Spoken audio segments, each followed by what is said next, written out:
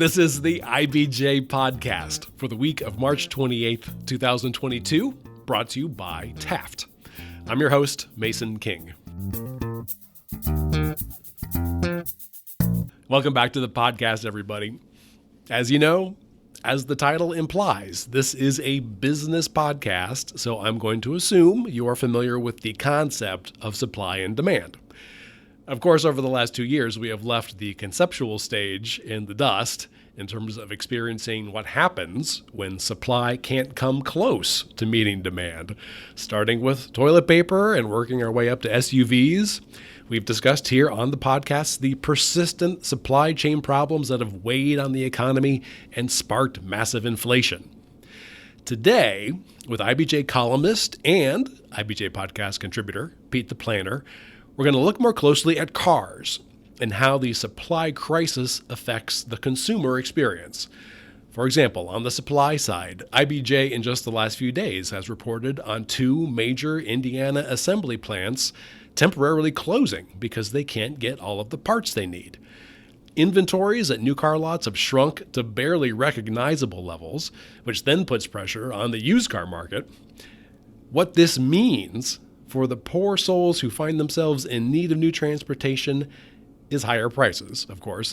A recent story in Money Magazine reported that 82% of car buyers are now paying above sticker price, some thousands of dollars above sticker price. According to J.D. Power and LMC Automotive, the average number of days for a car to sell once it hits a dealership lot is now 19 days, down from 51 a year ago. And according to federal statistics, the cost of used cars are up a whopping 40% from last year, or $9,000 from pre-pandemic levels. So again, what does this mean for the consumer besides higher prices? Pete the Planner, aka Pete Dunn, found himself in the position of needing a car and headed out to the dealerships on a recent Saturday, hoping to see how well his negotiating skills have held up during the pandemic. He was in for a big shock. Here's our conversation. I'm pleased to welcome back to the podcast Pete Dunn, aka Pete the Planner. How are you doing? Oh, long time no talk. Good to be back. I know. I'm sorry. It's been like 3 months. We don't usually go this long. Yeah, it's been a tough 3 months for me away from this here show. I thought getting away from the bright lights of podcasting would be helpful. Oh yeah. I'm gonna real quick bring you up to date on a topic that I think I mentioned earlier.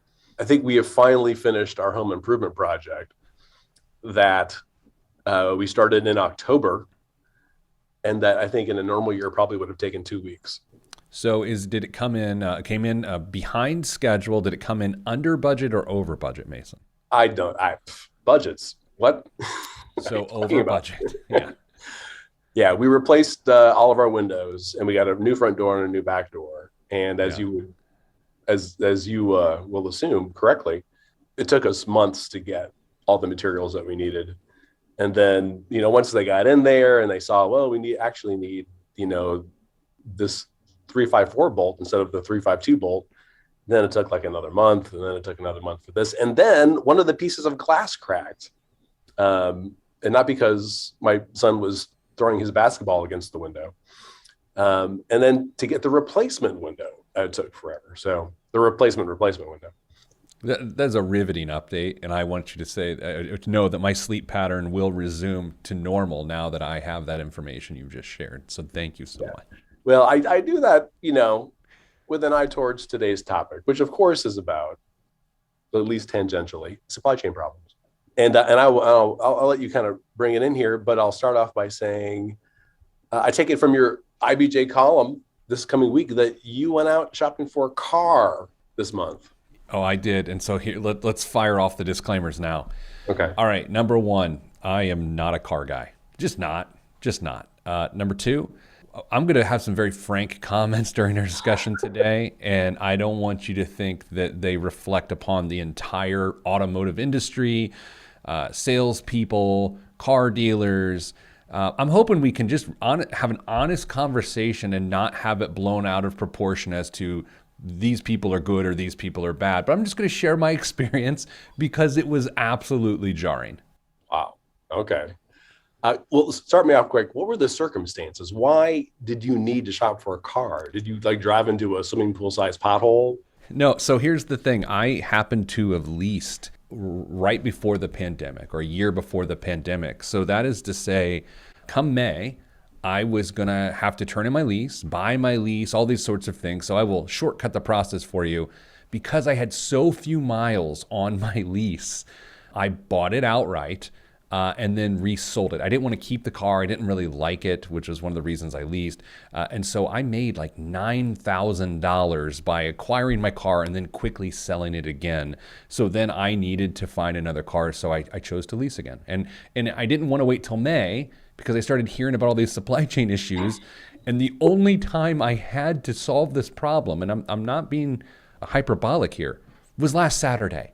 And so I dedicated the day to solve the problem, and that's where the real problems began. Okay. Let me ask you this. What kind of car were you looking for? I didn't care. So being a car guy means you don't care. I wanted a mid-sized SUV. Brand names meant nothing to me whatsoever. I just wanted one that had some fun features.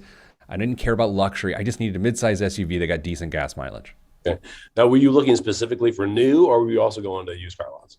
I was not going to use car lots because I wanted to lease. And so I was going to get a new 2022 or 2023 vehicle, which made sense for our financial situation. I didn't want to buy it outright. I wanted to lease. So right off the bat, I'm going to car dealerships that have 4, 5, 6 cars on the lot total. I mean, the supply is so low that there's, dozens of shoppers competing for a dozen cars. That's crazy. Oh, so there potentially could be more people on the lot than cars. Oh, 100%. You walk by any showroom, walk into any showroom, there are no cars in the showroom because they have no cars to just sit there. If there's a car on the lot, a new car, it is selling many times the same day, if not the next day.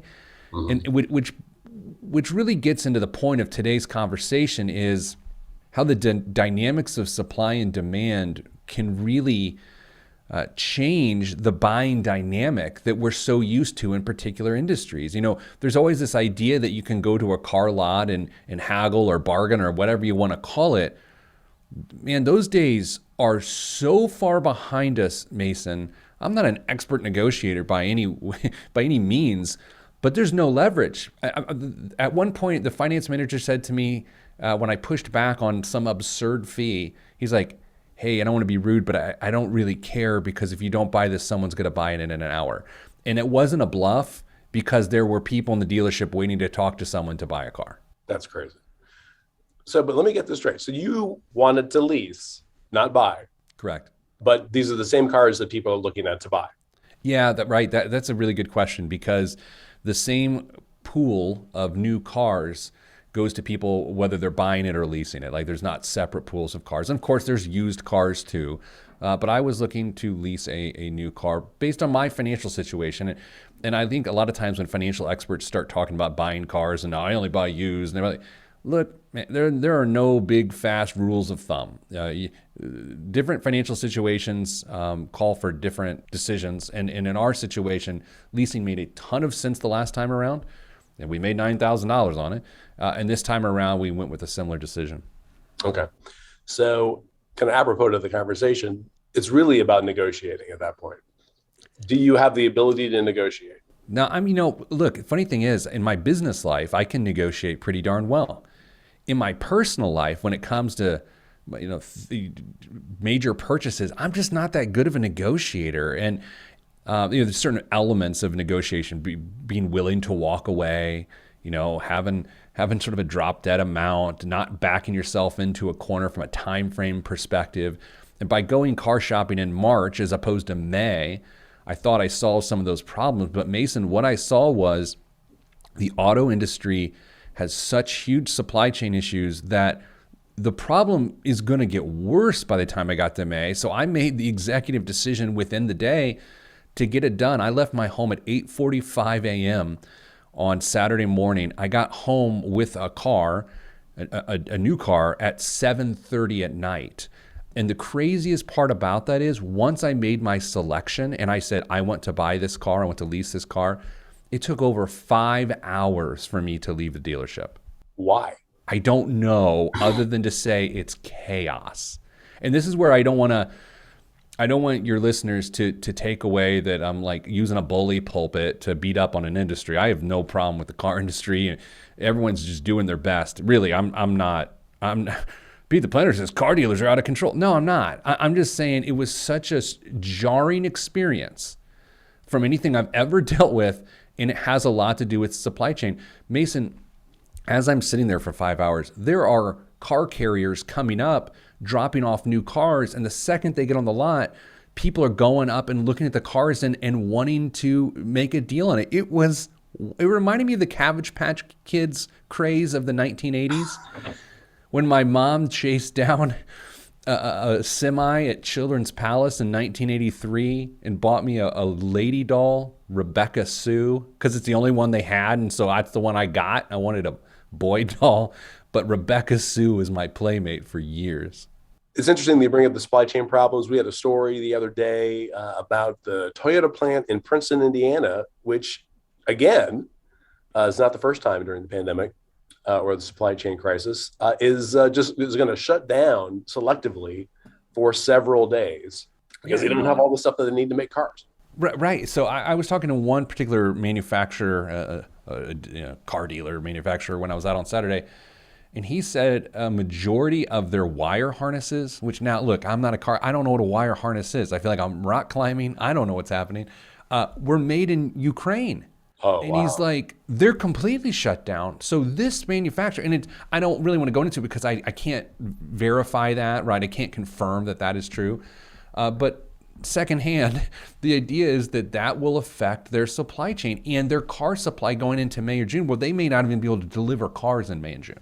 I mean, to your knowledge, is it a better deal for the dealership for you to come in wanting to lease a car or for someone to come in wanting to buy the car? I don't know. Were you not prioritized for some reason? I don't, no, I don't think that was it. The weird thing is, and so for years, all of us have heard the acronym MSRP. All of us have heard it. Manufacturer's suggested retail price. And you hear, we don't sell above MSRP. We sell below MSRP. MSRP is out the window right now, Mason. So there's something called market adjusted pricing. It's almost like airlines at this point, where because of supply and demand, why sell it to me at MSRP if someone's going to come behind me and buy it at $1,000 more? And it's not about leverage, but you have none. You have absolutely none, especially if you actually need a car. And so that was the situation I found myself in. And I'm also another disclaimer. I'm not complaining. Like, this isn't a complaint. These are observations. I'm fine. I feel myself very fortunate. I would figure it out either way. But it's still the situation I was dealing with, right? It was really interesting. And I don't think people understand when you hear about supply chain issues and you have our economy like our economy is, how strange a buying experience can be. Now, the opposite of that, I mean, is sort of the college buying experience, right?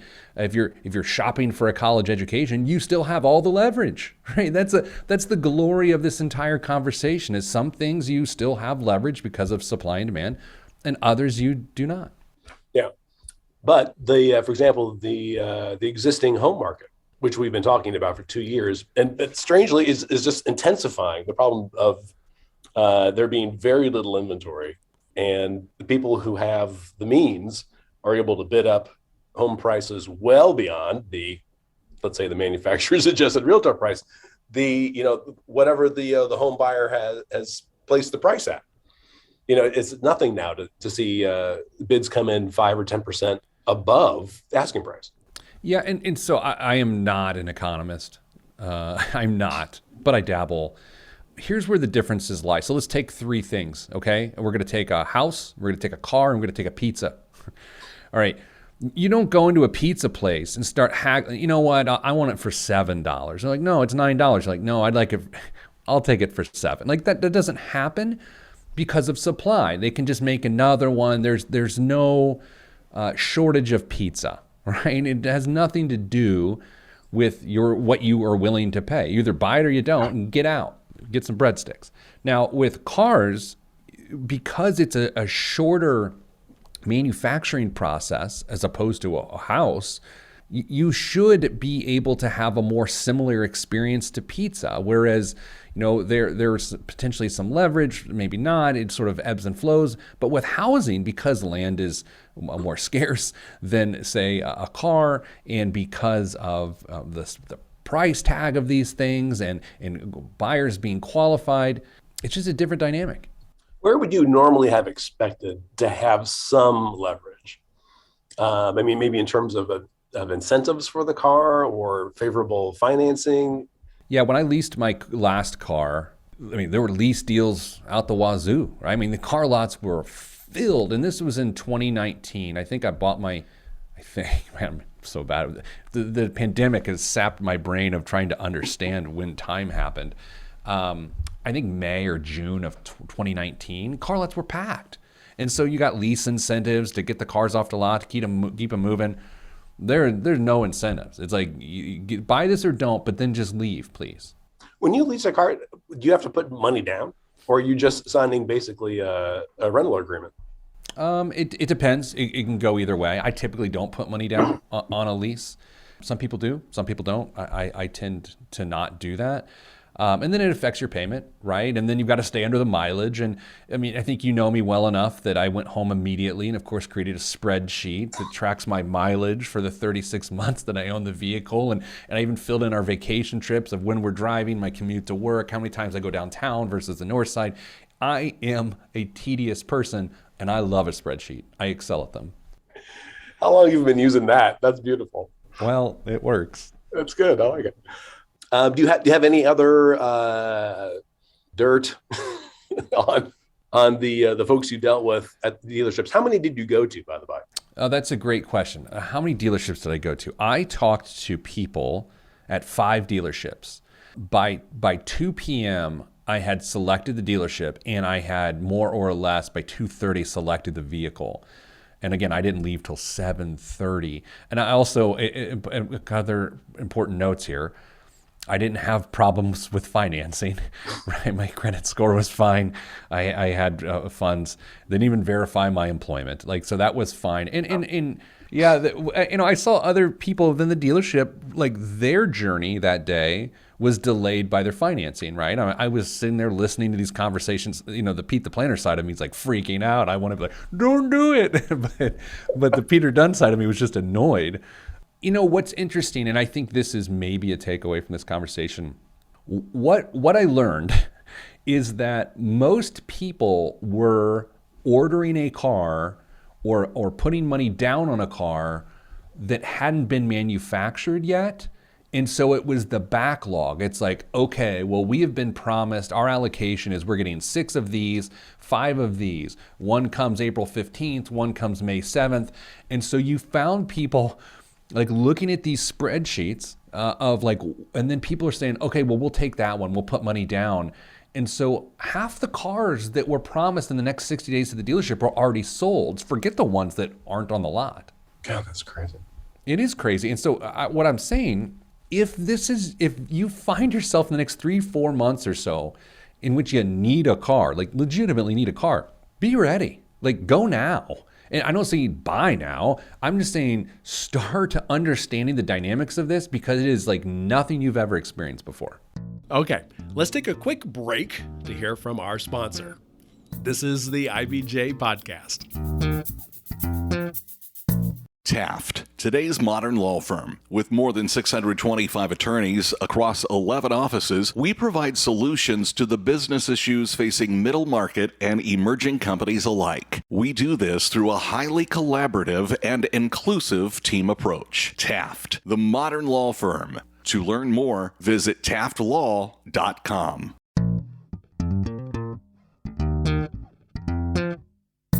All right, we're back with this week's edition of the IBJ Podcast and our discussion with Pete the Planner about supply and demand during the supply chain crisis and how that affects your negotiating.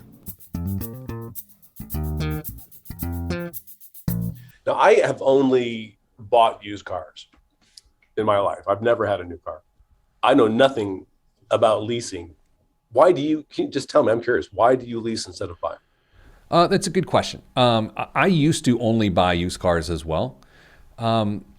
Cash flow, to explain this is to say something that's obnoxious. Okay, so cash flow isn't a major concern of mine, right? So it's to say that I have the budget to be able to pull that off. I don't want any fuss whatsoever of trying to repair a car. I don't like cars enough to know what I like and don't like, and so I don't mind having a different one every 3 years as my life changes, as my kids get older, as my driving situations change. But I did it the way you've suggested for years. I mean, that's what I did for 19 years as I bought used cars. I also got incredibly lucky that what I was able to buy out my lease for was $9,000 below the market for that car. So I just went and turned it back in and sold it back to them, and they just gave me a check for $9,000 because when you lease, at the end of your lease, there's something called the residual value in which you're able to then buy the car at that price. Well, because used car prices are astronomical right now, I had a huge gap, which worked out. And it is unlikely that I have a similar experience 3 years from now, just to be truthful. Let me make sure I get this right. So as part of the contract for leasing, you were then able to buy the car at a particular preset price. Yeah. And then you're able to turn around and say, hey, would you like to buy this car back? And they're like, great, we'll pay you $9,000 more for it. Yeah. And here's what's crazy about that. And here again, disclaimer number 4, which is actually disclaimer number 1. I'm not disparaging the auto industry or car dealers. I'm not. But the thing is, what they'll do is like, well, hey, just turn it back in and get a new one. What they don't tell you is that you can buy it and then sell it back to them. So it's, again, this is why you have to be an informed buyer. They will just as easily take that back from you and not tell you that you can buy it if you don't understand how it works. And they would also, many people were encouraging me to take that $9,000 gain and apply it as a down payment on another lease to make my lease payment less. But I didn't want to do that. I wanted to realize the $9,000 gain. And so, I blame no one for this. It's just how it is, and you have to understand it. It's like when you go to a bank to borrow money for a house and you ask them, how much house can I afford? They never, ever, ever answer that question. Here's the question they answer. How much money are you willing to let me borrow? Different questions, different answers. If you go and try to get a particular payment at a car dealership, you are responsible for understanding how they got to that payment. And I don't blame the car dealer for doing what's in their best interest. You get recognized being a minor financial planning celebrity in Indianapolis. Boy, that's the saddest thing I've ever heard. That's okay. I have a podcast. I do often, but I did not during any of this car buying experience. I definitely did not. And I also, the listeners of your show don't know me well. I'm not the sort of person that plays that card either. Like maybe the younger me would have tried and it would have been insignificant, but I just don't. That's not who I am. Gotcha. You mentioned at the top that you don't feel that you're a very good negotiator. What do you not get about negotiating, or what do you just feel like you're not good at? I'm getting better at it, and I think it's just a matter of maturity for me. We're deviating from the topic here today, but a personal mantra for me right now is get emotional about the macro and problem solve the micro. Okay, so get emotional about the macro, problem solve the micro, and I think because I like things a certain way, the younger me, when something was inconvenient or not ideal, I would get emotional about it. And so when you're in a negotiation and something isn't going the way you want, it's very easy for your temperature to rise and for you to get upset by that. And so as I've gotten a little bit older and settled down a little bit, I can see myself not getting emotional about it, but just problem solving it. I get offended when someone puts their grocery cart in the middle of the aisle at the grocery store. Like, that deeply offends me. Like, it's like when someone doesn't wave when you wave them through at a 4-way stop, if they don't give you the little hello, thank you, like that deeply hits me in my soul. And so during a negotiation, if someone's just working their angle, I find myself getting offended, especially if it's in my personal life as opposed to my business life. At this point in everyone's car buying journey, do you have a couple of negotiating tips, or is there no negotiation for anybody looking for any car? I would just note this is if someone asks you how much you're looking to spend, they're trying to pre-qualify what the payment situation might look like for you. And the weird part about that, Mason, is they are both trying to solve your problem by fitting within your budget. And again, respectfully, they don't care how they solve that problem. What they may say is, okay, well, we'll fit within your $400 a month budget, but it's a 96-month car loan, right? They'll just stretch the loan out, and that's fine because it just solves the problem. But what a person should do is understand how long of a car loan they want, right? How that matches up with maybe what the warranty might be, and then set the payment based on that. Because if you just go in like, hey, I want a $300 a month payment, you'll get a $300 a month payment, but it's not going to be a good deal. If someone can possibly avoid buying a car right now, should they? Oh, yes. Yes. Absolutely. Anytime everyone is it almost feels like cryptocurrency. I'm not kidding. When I was at that car lot, it had such a crypto feel of this craze of car buyers. It was like comical. And I'm not making fun of people. I'm saying it was comical of like how many people were on the lot. There's probably 15 sales desks in this giant showroom I was at, all filled in a line. Like it's almost like at the butcher counter. People were taking numbers to buy cars that didn't exist. It was wild. Anytime you hear a situation described like that, don't do it. And the other thing is, the car dealers don't care. The car dealers are not going to be mad at me for saying don't do it because they still have, first of all, no one listens to me. Second of all, they don't have enough inventory to satisfy everybody anyway. Mm-hmm.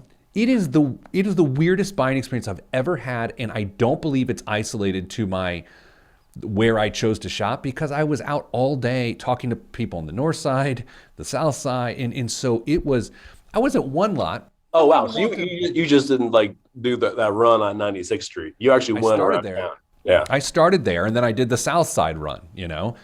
I went to one dealership. I couldn't see a single new car on the lot.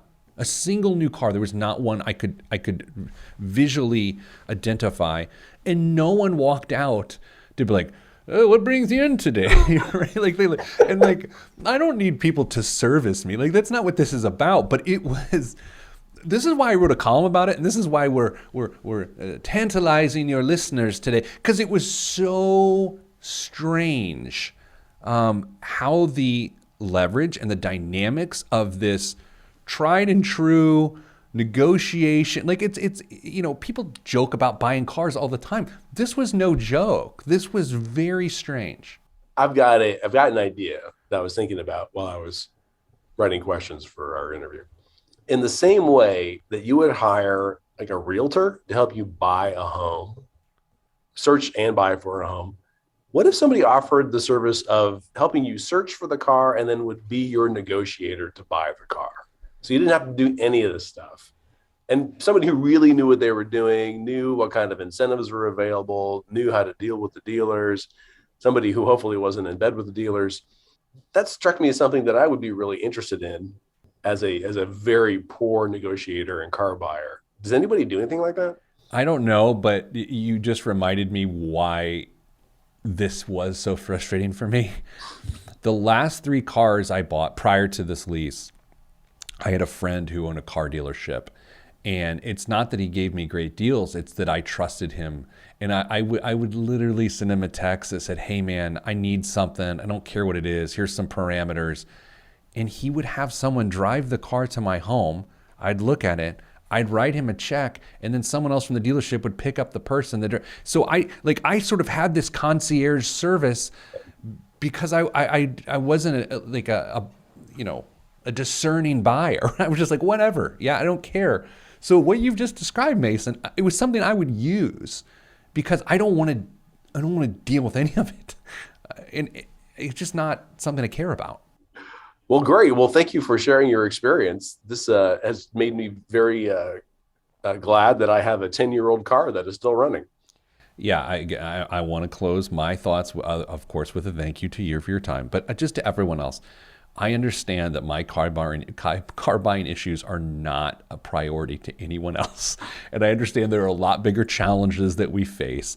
My hope in sharing this with you is that I buy you a little bit more time so you don't find yourself frustrated and without any leverage. And I also am very thankful for the auto industry and the professionals that sell cars. I'm not looking for any hate on this thing. I just thought it was a sort of a slightly comical tale on what it is to buy a car in the year 2022.